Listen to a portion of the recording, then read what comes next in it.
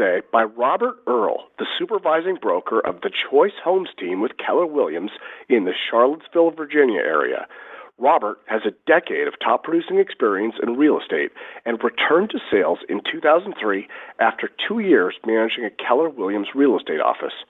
Robert got on the phone, used his scripts, and started offering his experience and service to those that needed it most, home and landowners with expired listings. The results were 116 listings taken in 2014.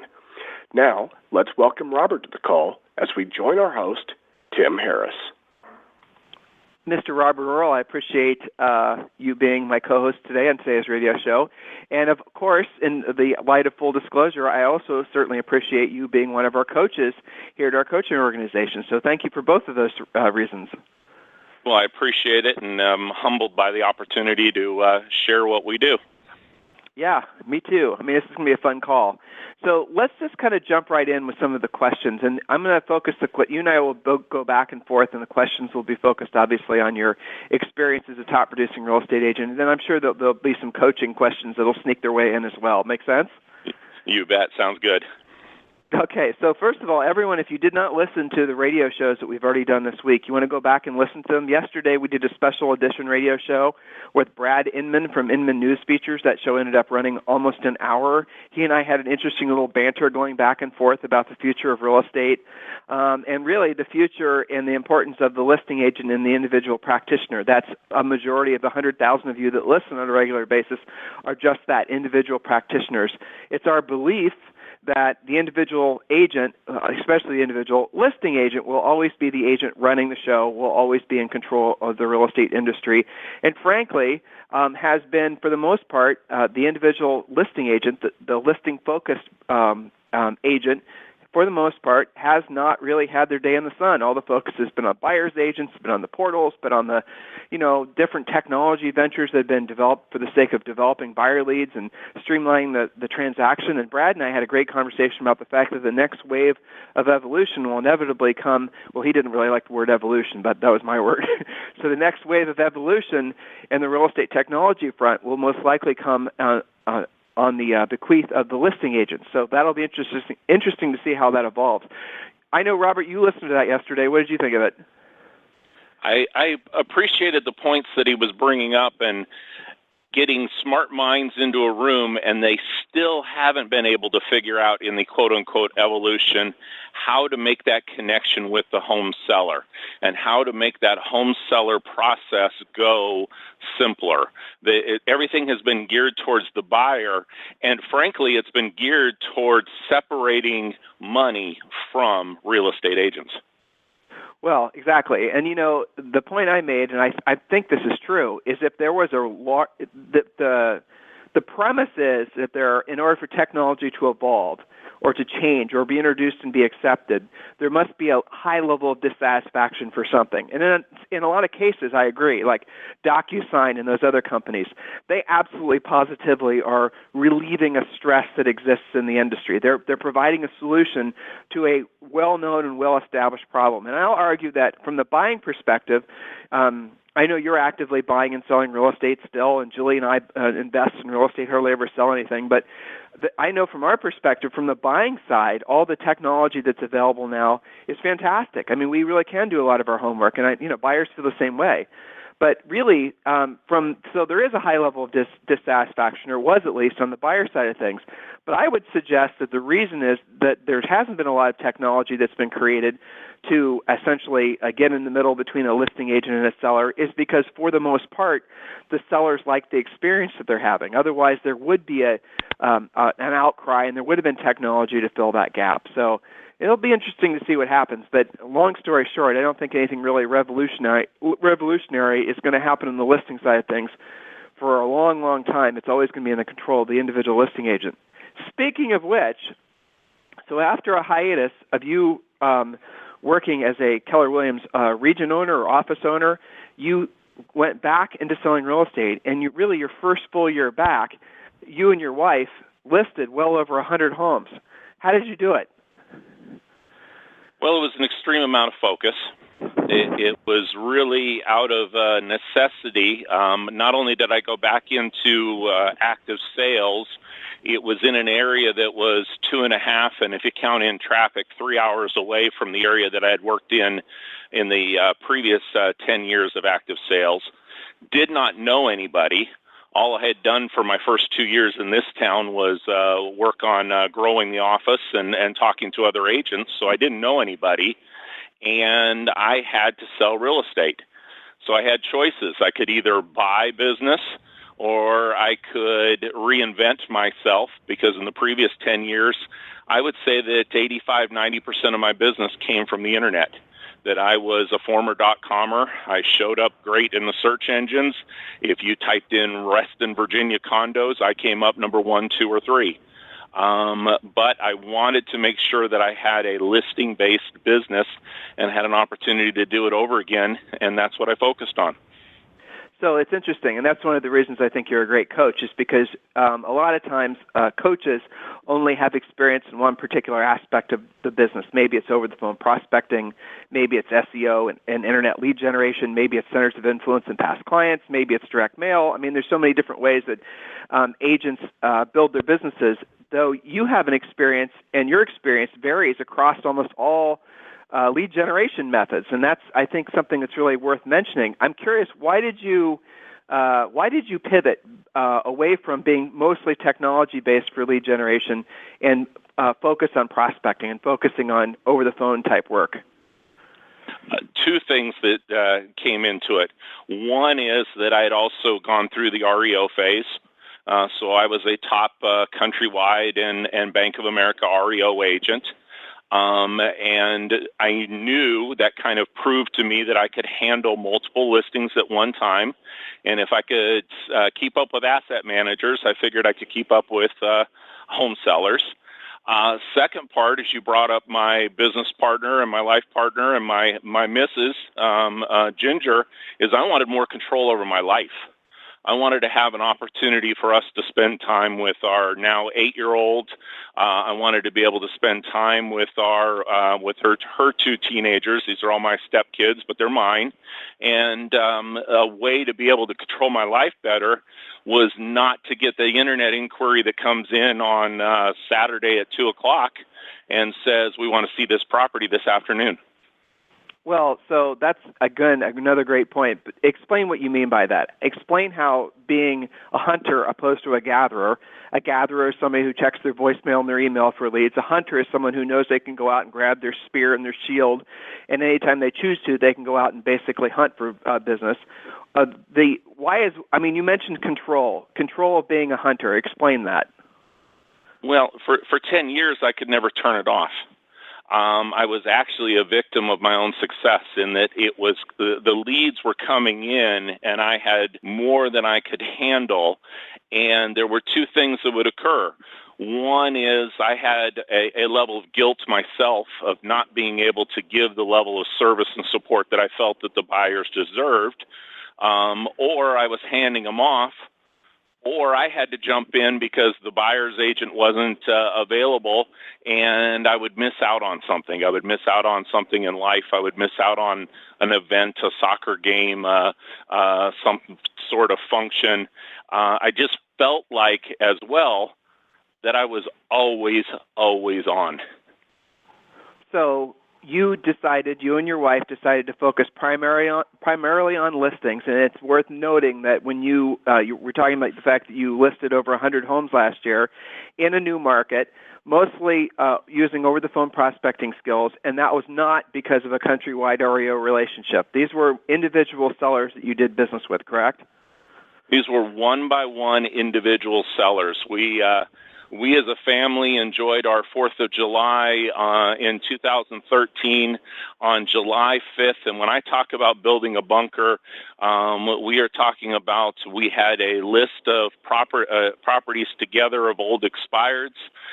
We had researched a list of phone numbers, and that list was in front of me, and I did not leave the room until I had multiple appointments set up on July 5th.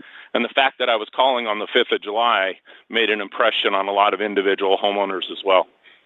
Right. I mean, there's only a few weekends over the course of a year. Well, there's some magic little, it's funny you mentioned 4th of July. There's others too. But where the end of the month and the beginning of the month listeners fall on a weekend and over a holiday weekend especially, that is, as Robert just indicated, one of the best times of the year to be working, especially expireds, because there's always the most expired listings on the last day and the first day. Make sure you're using your Mojo dialer to streamline the process. And then in addition to that, being that it's on the weekend, most everybody's home to take the phone call. Oh, and there's the added bonus that most other agents won't be working making the calls. So if you're wanting to really get an advantage in the marketplace, work the expireds on those particular weekends throughout the year. So going from somebody who was, getting his business from a lot of SEO, internet, and that was kind of like the trend, I would say, primarily. I mean, it's maybe 10 years ago now, for being honest, back when all this stuff was new, before it was oversaturated like it is now, or mostly it is now, depending on your market. And then, you were smart to take advantage of the REO market. I mean, some of the most successful agents in the marketplace in the country definitely realized that was a huge opportunity, and they did that. And then you pivoted back towards normal sellers. So that's a lot of going from one end of the industry to the other. How did you do that mentally and emotionally? Part of it has been a shall we say, spiritual journey. Part of it has been a quest of looking for who I really am, and at heart, I'm really a teacher. At heart, I'm really a coach. And what I found out from managing a real estate office for 2 years, where we increased per agent productivity, where we added more new agents than all other companies in the area combined to our board, where we also increased the amount of volume that agents were doing, I realized that I was really a teacher. And when it comes down to it, that is what an expired or a homeowner is looking for.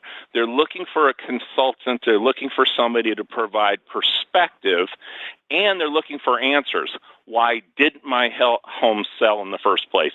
They don't know. Why? What will it take to get my home sold in the quickest amount of time so I can move to Florida to be closer to my grandkids? They don't know. They need a professional consultant to come in and help them and teach them. And I think that's where I'm finally finding my bearings on that and can really apply my skills.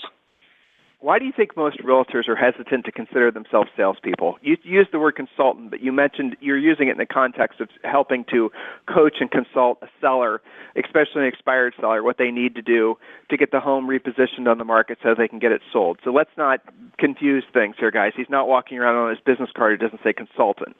So why do you think most agents are hesitant to consider themselves salespeople?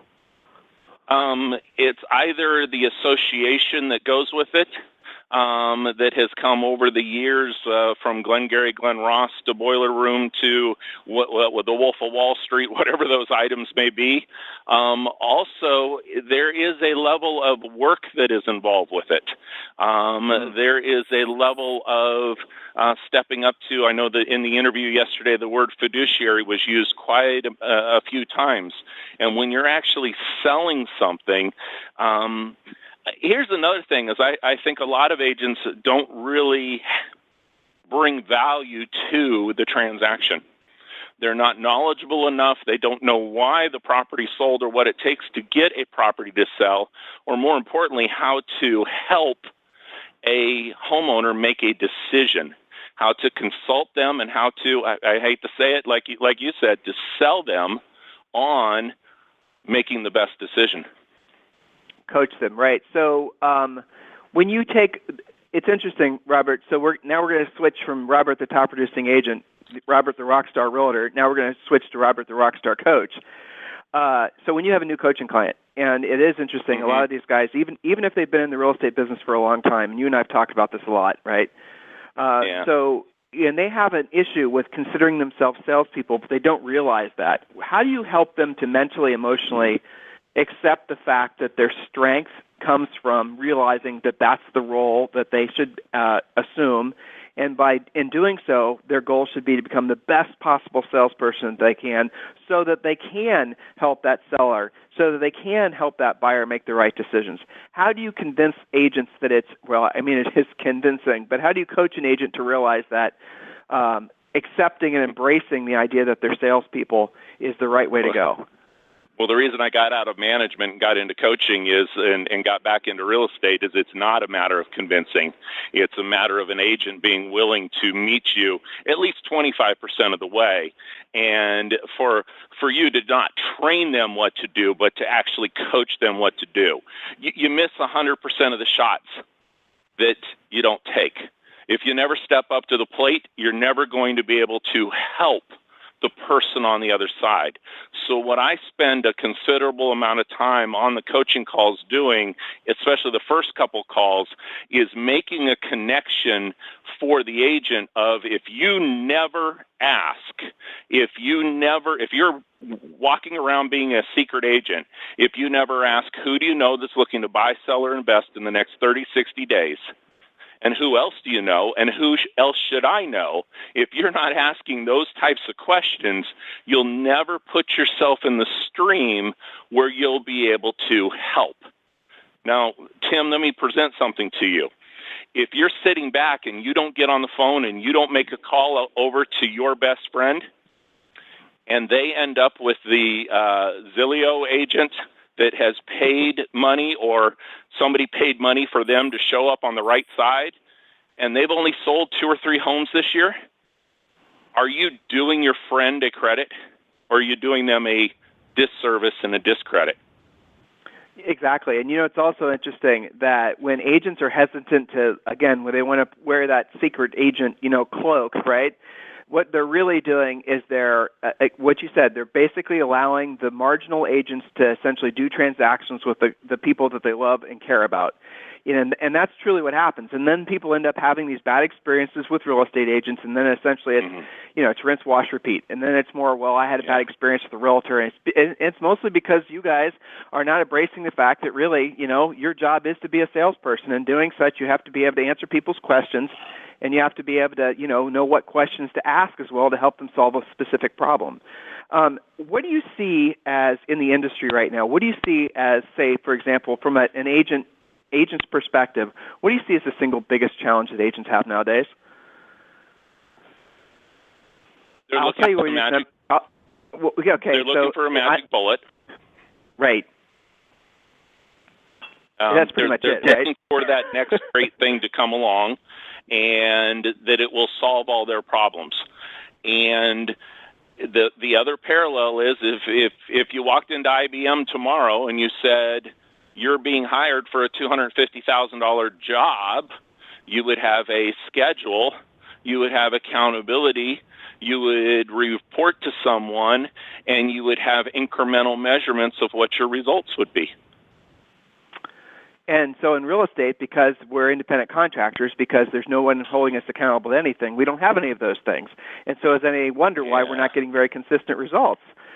So getting an agent to the point where they're willing to accept, I mean, as well as I do, a lot of these agents will say, if I need it, if I don't need external accountability, agents who need external accountability are weak, or the other skeptical type things, ego-based comments that people make, or I don't need a coach, I can do it on my own. I mean, and maybe they can, right? Some people can. Some people are self-motivated. There's no doubt that there's 0.5% out there that can. So you're in the Keller Williams, you've been in the Keller Williams environment for a long time, and there's obviously a lot of emphasis on coaching and training and whatnot. What makes our coaching and training and our approach different than, say, for example, the experience that you've had at Keller Williams? Well, training and coaching cannot be a one-size-fits-all system. It is not, here's a model, follow it. I happen to be a little bit more of an outgoing person because of my behavioral style than some other people would be. And I may be able to strive in a certain way that others aren't. They have strengths that I am never able to play. I mean, I'm 6'5" and bald, and I, don't have my photo on my business card. So marketing-wise, you're not going to see me out on the front of the billboard, those types of things. So I have to play to what my strengths are, and other agents have their strengths that they play to. So the coaching program that I really love with you and Julie, what you've developed is that it's taking the time to get to know where the agent is at, what their strengths and weaknesses are, and developing that roadmap, that path to get them to the success that they want to have, that it's not just a one-size-fits-all. Actually, it was Inman in an interview where they came up with this term. The reporter did. He said we take a more holistic approach.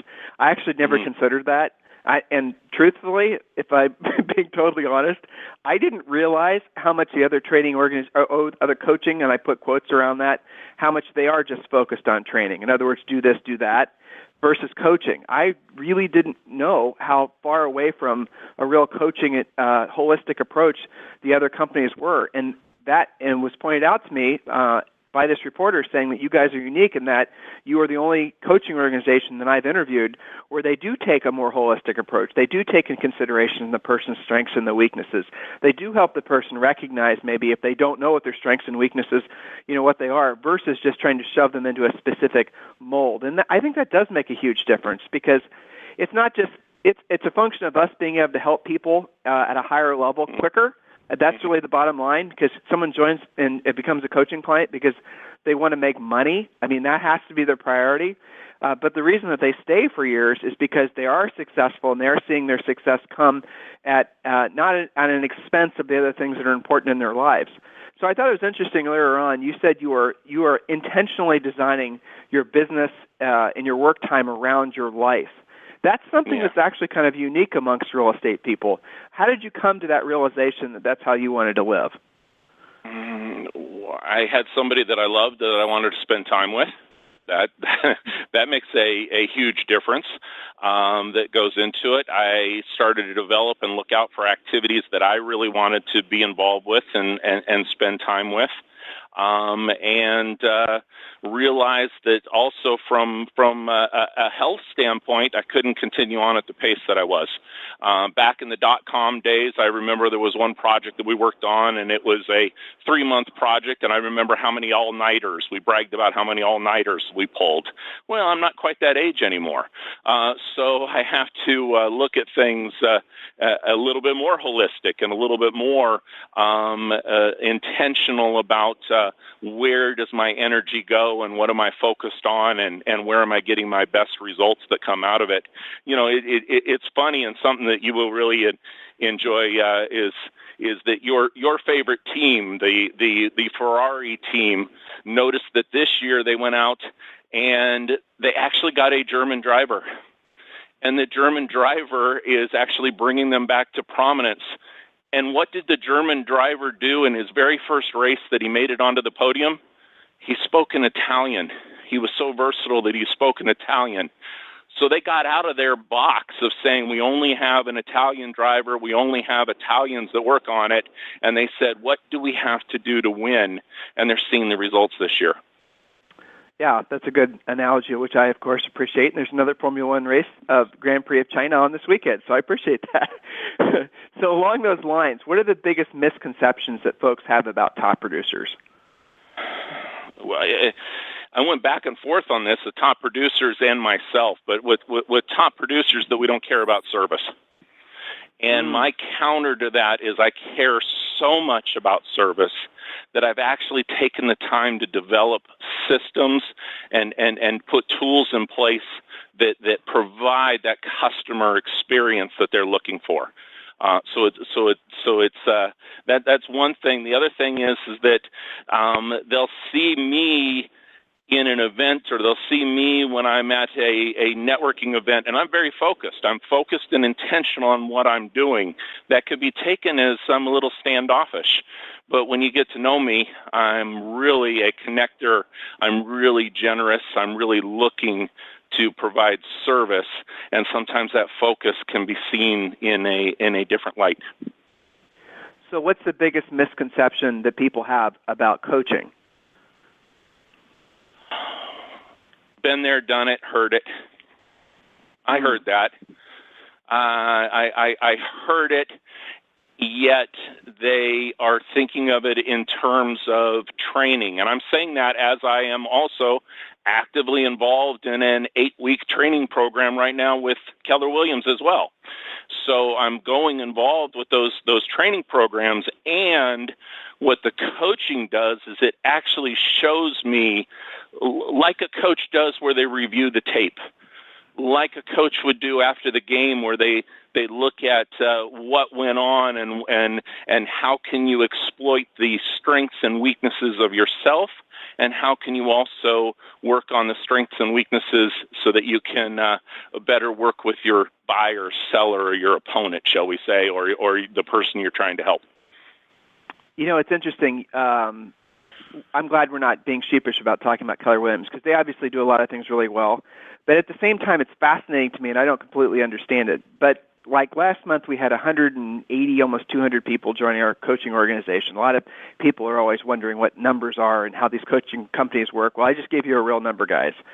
So I would guess that every single month, if I were to look at where the biggest percent of the agents are joining from, they're almost always Keller Williams agents. And I've never understood why, and I think I understand. Actually, Robert, talking to you has helped me understand more. But why is it that when Keller Williams offers in-house coaching that we still have so many agents that choose to use a third-party coaching company? Why do you think that is? Well, they offer a training and they offer some specifics that show you. I've read the Millionaire Real Estate Agent book 15 times. It tells you that you need to do lead generation, you need to focus on listings, and you need to develop leverage. The specifics of how you either need to attend a lot of classes to do, and that takes a lot of time, and if you are impatient and want to take your career to the next level, you need somebody that's specifically focused on you and how to take that to the next level. And I think that's where people are seeking out the coaching aspects of it. And they tune in and they listen to you, and it makes sense. They listen to Julie, and it makes even more sense. One of the things that we hear a lot are people are getting tired of having pressure put on them constantly to form teams. So you're about to say something. I can feel it. What's your mindset about teams? One of the questions you asked me is what one of the biggest mistakes I've made in my real estate career, and I've paid too much money for leads, and I've paid too much money out to other agents. I have had one good buyer's agent over the course of my career. Those listings that we took was myself and my missus that did those listings. So Robert, that put a lot more money in our bottom line. Let's hover here just for a second, because this is really, really important. We talk in our coaching organization about what your magic number is, and your magic number, just to summarize it, and you guys should go and listen to that radio show. You can listen to all of our replays at obviously Real Estate Coaching Radio, and coaching clients, you guys can just go on Real Estate Coaching Essentials and listen to this, and you should.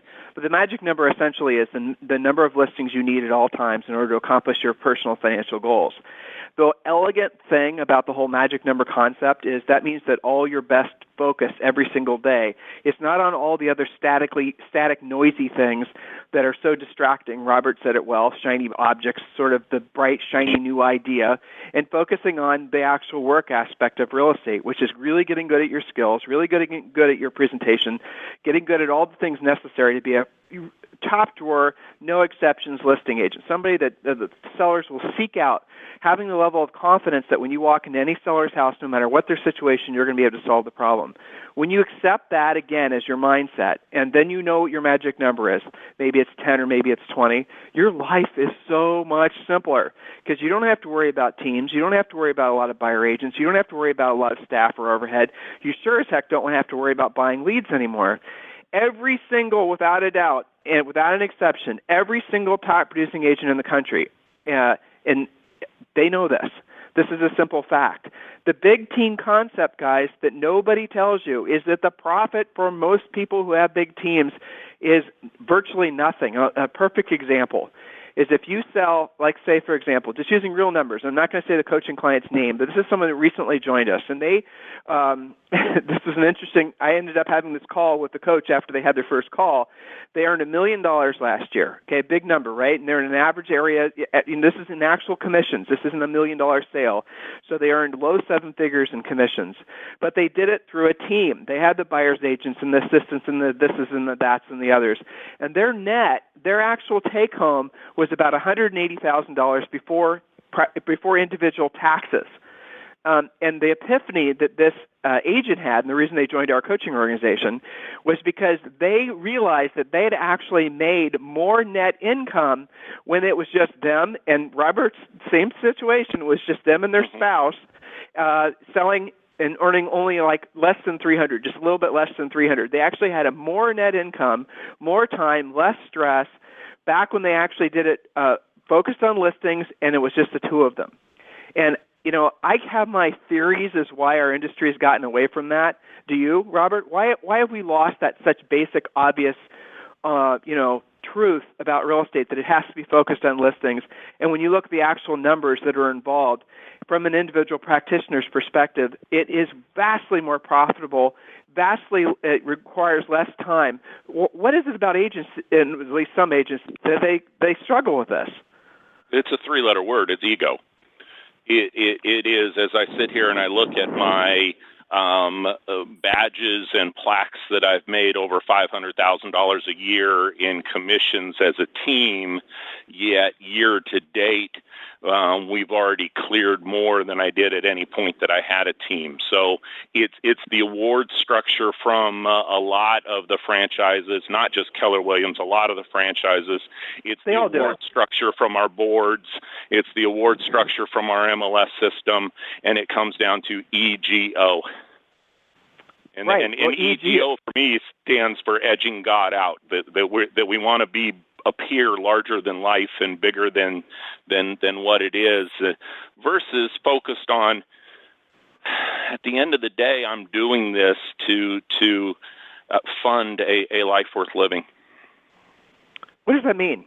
Define that, if you don't mind. That's a very personal question. You brought it up, so I'm going to ask it. My mother retired last Friday after 25 years of working in a credit union.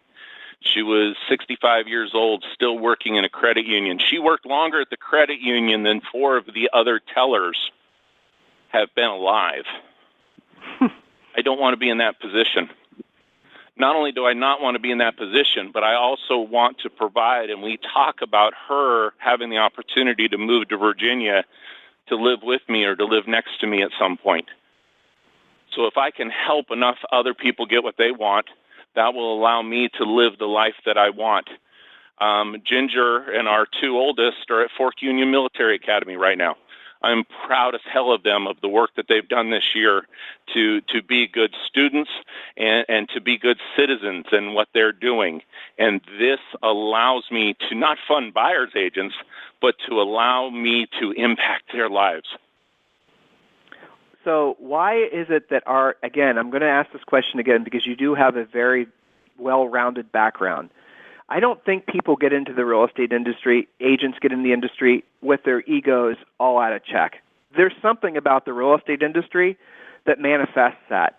And I think it's done, maybe it's done consciously, maybe it's just done habitually. I don't really know. But the end result is not good on the behalf of the agent, and ultimately it's not good on behalf of the consumer. Because we, as individual agents, how are you ever going to retire? How are you ever going to have financial freedom? And then it's okay. Well, you got to put your business first in your life. There was like that NAR commercial that they were running a few years ago. Everyone makes fun of. But real estate is my life. I don't think so. I'll pop out whenever you want me to. Yeah, exactly. The pop up. Yeah, exactly. So, I mean, Robert, if you're talking to the Robert of 10 years ago, and you're trying to really break through that guy's head, maybe 15 years ago with you, and you're trying to give him strong coaching advice, something that would change the trajectory of his life, something that would help him shorten and maybe even eliminate some of the challenges and the learning curves that he's had to go through, what would you say to him? It's not about the money. It's about being the best you can be. And at the end of 10 years, what do you really have to show for it? I mean, we do keep score, and the way that we keep score in this country is with money. And you can't help the poor by being poor. So at the end of that time frame of running, and listen to this ego statement, the team for the 10 years was called the Earl of real estate team. Now I do business by the term of choice homes because I want to provide buyers and sellers with the right choices. So there's even been a change in the way that I look at business that way. So 10 years ago, I would have said, what are you going to have to show for it at the end of the year? I've got great family. I've got great relationships that I've had. I've got great stepkids that I've put one through UVA and another one went to JMU. I'm proud as can be of them. But at the end of the day, what do you have to show for it? And what do I have invested? And to be truly rich is what I've learned from you over the last couple of years. To be truly rich is when your money starts working for you. So thank you for that. So when you communicate with agents as a coach or just out and about, and you realize they're seeing everything through their ego-colored glasses, well, let's say as a coach, right? And you're realizing that it's their ego that's holding them back. It's their ego that's causing them to make decisions that's, ultimately not what's best for them or their loved ones. How do you break through to that person? What's your technique for doing it? Because you've done it with yourself, clearly. I mean, you're describing essentially a huge series of epiphanies that you had that shifted you away from the Earl of real estate to the man you are now. So when you see that in other people, how do you help them how do you help them to cross that same bridge? Well, sometimes it's a thin veil, and sometimes it is a large drape that is in between the awareness. I think we take them back to the stages of mastery that you talk about all the time. Remember back when you were driving a car, and the very first time you drove a car, you had to have a death grip on the steering wheel. And so I'm going to bring some of these items reinforced by what the Coaching Essentials site has, reinforced by what you are talking about on the radio show, reinforced by true success, and I just want them to be conscious on it. And then I think we talk a lot about the big why, but we train that you should work towards your big why. It's taking the time, and this might be a couple calls. This might be an ongoing discussion over the course of an entire year where a portion of each call is devoted to the big why. For one coaching client that I had one time, they would get distracted before they went to make their phone calls. They had to tape their Capital One bill over their computer screen so that they wouldn't be surfing on Facebook. Suddenly, their numbers of contacts that they were making went up. The Capital One bill, I assume you're referring to a credit card bill that they were trying to be motivated enough to pay off. That's what you were insinuating with that? You're exactly right. Yeah. So, but that's interesting that you pointed that out, though, because the big why doesn't have to be, and probably shouldn't be for anybody, some big, huge thing, right? It should be something small that you can feel like you can accomplish it, and the series of, let's say, scaled down big whys or what lead to the accomplishment of, you also said something else that we say all the time, and this is really the bottom line, is that when you're talking with someone that doesn't know that their ego's out of control, and you ask them basically what it is that they originally were motivated by, what was it that they were looking for when they got into real estate, at some level they're all going to say the same thing: freedom. They wanted freedom of their time, they wanted freedom to spend with their loved ones, they wanted freedom to build enough wealth that their essentially money's working for them and they no longer have to work for money. So that freedom element is something that folks lose along the way. They lose contact with. And when you have that conversation with people where you get them to reconnect with that, and they even feel that sense of what it would feel like to be financially free, if they get that sense, that little feeling for just a microsecond, that right there melts the ego. Because then they're looking at themselves going, okay, now why do I have a billboard? Okay, why do I have, a big team? Why is it that, I'm competing against with the agent the town over, and because he's got 9 buyer's agents, I want to have 12. I mean, you start really thinking about things through a different set of glasses. You really, truly think about things through a different set of values. And that is really a holistic approach to coaching, and that's where we really focus on. So, Robert, anything else you'd like to say to these guys? Go ahead, sorry. 2 weeks ago, I took my 8-year-old to Monticello. And I don't think agents have sat down and when you talk about the word freedom, because that's what my 8-year-old took away from what Thomas Jefferson was all about, they have not written their own Declaration of Independence. They don't know what they stand for. They don't know if they stand for life, liberty, and the pursuit of happiness, or do they stand for making their broker happy or someone else happy or their spouse happy, but yet they're not focused on themselves? So what is their own individual declaration of independence?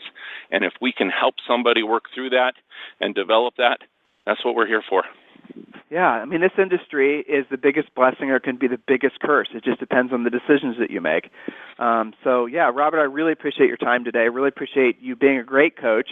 Thank you. And listeners, I really appreciate you listening. We're having another great interview tomorrow.